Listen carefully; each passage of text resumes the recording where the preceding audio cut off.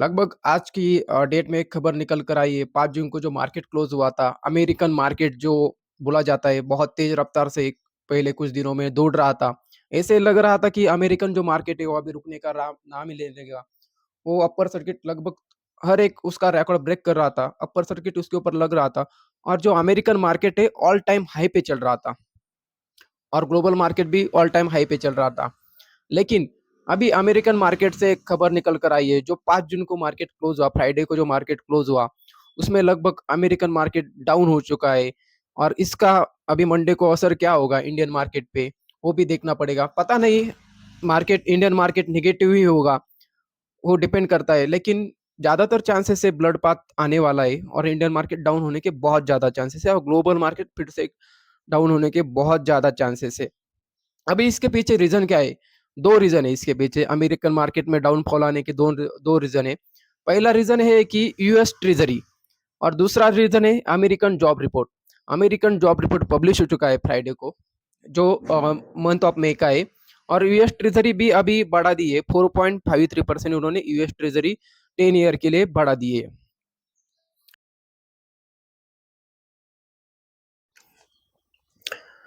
US treasury exactly होता क्या है? यूएस ट्रेज़री यानी कि गवर्नमेंट बॉन्ड। अभी गवर्नमेंट बॉन्ड के लिए जो इंटरेस्ट है, यूएस ट्रेज़री बोलते हैं उसको, 4.53% यूएस गवर्नमेंट ने बढ़ा दी है। अभी इसका इम्पैक्ट जो ग्लोबल मार्केट है, यानी कि जो अमेरिकन मार्केट है, इसके ऊपर कैसा आया 4.3% का 10 सालों के लिए? अभी गवर्नमेंट बॉन्ड एक सेप होता है अमेरिका में। अरे अमेरिका में नहीं, पूरे ग्लोबल में एक सेप ही है, गवर्नमेंट कोई भी बॉन्ड हो। अभी यहाँ पे 4.3% बढ़ा दिया है, तो ये बहुत ज़्यादा है इसके ऊपर इंटरेस्ट। इसका इम्पैक्ट अभी जो बाकी स्टॉक है, एआई के स्टॉक हो गए, कोई बाकी दूसरे स्टॉक हो गए, उसके ऊपर आया है। एग्ज़ैक्टली क्या हुआ है, मैं ईज़ी एग्ज़ाम्पल के साथ बताता हूँ। अभी ऐसा मानो कि मैं अमेरिकन गवर्नमेंट हूँ, मैंने आपसे लोन लिया ₹100, ₹100 के ऊपर 1 साल के लिए मैंने आपको इंटरेस्ट दिया 4.53%। तो यानी कि आपको एक तो पता है इसमें कोई रिस्क नहीं है। पहली बात 4.3% आपको फिक्स अमाउंट इंटरेस्ट रेट मिलने वाला है। ऐसे अमेरिका में क्या हुआ है, बाकी जो स्टॉक है, एआई के स्टॉक हो गया, वो अभी रिस्क है। अभी एकदम पीक लेवल पे, हाई लेवल पे चल रहा है और उसके ऊपर अपर सर्किट यानी कि ऑल टाइम हाई है, वोलेटिलिटी बहुत है वहाँ पे एआई स्टॉक में। तो अभी जो रिटेलर इन्वेस्टर है, तो वो तो रिस्क नहीं लेना चाहते।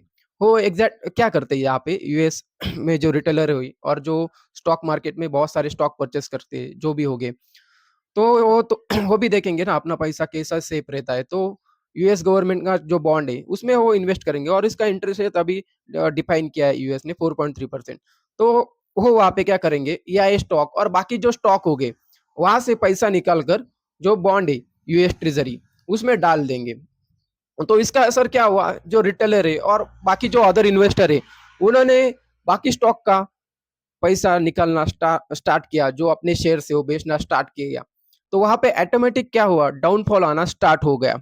तो सारा इन्वेस्ट कहाँ हो गया, यूएस बॉन्ड में होने लगा। तो ऑटोमेटिकली उस दिन अब यानी कि फ्राइडे के दिन 5 जून के दिन अमेरिकन मार्केट में डाउनफॉल आना स्टार्ट हो गया।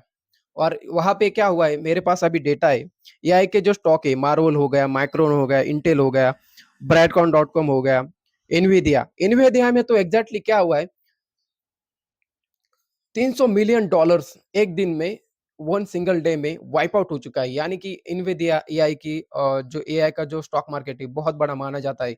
और मार्वल में क्या हुआ है, मार्वल अभी कुछ दिनों पहले पिछले महीने एग्जैक्टली 30% ऊपर चला गया था। यानी कि वहां पे उसने सारे अपने अपर सर्किट और ऑल टाइम हाई पे चल रहा था। मार्वल में एग्जैक्टली क्या हुआ है, फ्राइडे के दिन एक सिंगल डे में 17% 17% वहां पे डाउनफॉल आ चुका है। और दूसरा एक स्टॉक है यहाँ पे, माइक्रोन टेक्नोलॉजी लिमिटेड एआई का स्टॉक है ये भी, उसमें भी 13.2% 13.2% का यहाँ पे डाउनफॉल आ चुका है।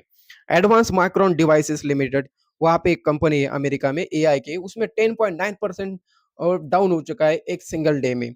दूसरा एक कंपनी ब्रैडकॉम, यहाँ पे सेमीकंडक्टर एआई के लिए जो सेमीकंडक्टर बनाती है ब्रैडकॉम कंपनी अमेरिका में, उसमें भी बहुत ज़बरदस्त डाउनफॉल आ चुका है। यानी कि 7.9% ब्रैडकॉम में डाउन हो चुका है। और आपकी जो कंपनी है मेटा, अभी मेटा में क्या हुआ है, जो आपकी फेसबुक, इंस्टाग्राम की जो कंपनी है, वो तो अभी उनका जो मेटा का जो है इंफ्रास्ट्रक्चर एआई का वो बढ़ाने वाले थे। तो उनको एआई का इंफ्रास्ट्रक्चर बढ़ाना है, तो उनको लोन लेना है अभी, उनको तो लोन चाहिए और लोन चाहिए तो वो क्या करेंगे, शेयर मार्केट में कोई नया आईपीओ आईपीओ आ जाएगा, तो ऑटोमैटिकली वहाँ पे एआई स्टॉक में वोलेटिलिटी, सैचुरेशन और डाइल्यूशन होगा वहाँ पे। अगर मेटा कोई उनका आईपीओ वहाँ पे लाती है यूएस में, तो वहाँ पे स्टॉक का एआई स्टॉक का बहुत ज़बरदस्त डाइल्यूशन होगा। तो ऑटोमैटिकली उसका भी इम्पैक्ट वहाँ पे हुआ। डाइल्यूशन हुआ हुआ तो एआई के स्टॉक के जो अभी जो स्टॉक के प्राइस चल रहा है, उसमें ऑटोमैटिकली डाउनफॉल आना स्टार्ट होगा।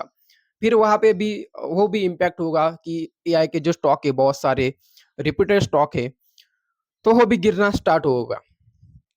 और दूसरा जो है अमेरिकन जॉब रिपोर्ट्स, ये भी बहुत ही यहाँ पे रोल प्ले किया अमेरिकन जॉब रिपोर्ट। अमेरिका में क्या हुआ है अभी, 1,72,000 नए जॉब वहाँ पे नए जॉब वहाँ पे आ गए। ये जो डेटा निकल कर आया है मंथ ऑफ मे का है, 1,72,000 वहाँ पे नए जॉब क्रिएट हुए। ये तो अच्छी गुड न्यूज़ मानी जाती है। नए जॉब क्रिएट होंगे तो बहुत सारे बेरोज़गार रोज़ लोग होंगे, उनको जॉब मिलेगा। ये तो गवर्नमेंट के लिए और आम आदमी वहाँ पे जो पीपल्स रहते हैं, उनके लिए तो बहुत अच्छी न्यूज़ निकल कर आई थी कि अभी जो जॉब है वो बढ़ने वाले हैं। पिछले अभी कुछ दिनों बाद, कुछ महीनों बाद बात करेंगे, जो जॉब रिपोर्ट पब्लिश हुआ था, 80,000 वहाँ पे नए जॉब क्रिएट हुए थे। अभी यहाँ पे इंटू 2 यानी कि लगभग दुगना हो चुका है, 1,72,000 बहुत सारे जॉब क्रिएट होने वाले हैं, तो अमेरिकन लोगों के लिए बहुत अच्छी बात है। लेकिन इसका इम्पैक्ट क्या होगा? वहाँ पे जो फेडरल बैंक की, अभी नए जॉब क्रिएट होंगे।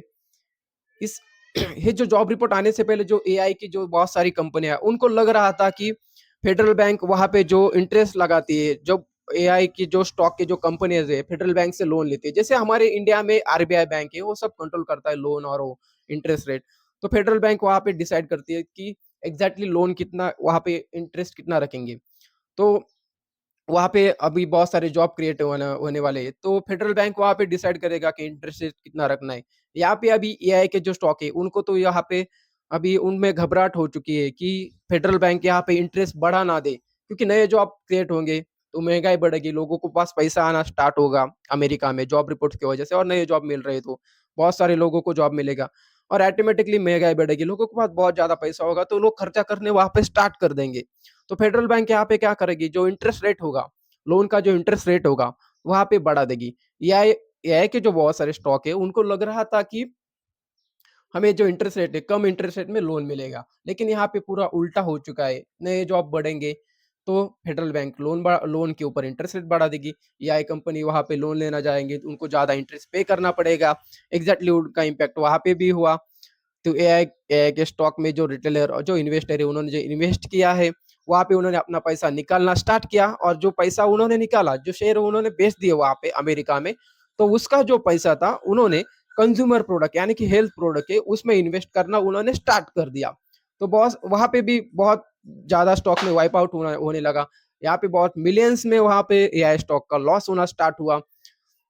तो ऑटोमेटिकली वहाँ पे बहुत ज़बरदस्त डाउनफॉल आने का एक रीज़न हो गया। तो अभी इसका इम्पैक्ट इंडियन मार्केट होगा। अभी मंडे को जो मार्केट वहाँ पे ओपन होने वाला है इंडिया का, तो वहाँ पे उसका असर देखना पड़ेगा क्योंकि ग्लोबल मार्केट पूरी तरह अभी क्रैश हो चुका है।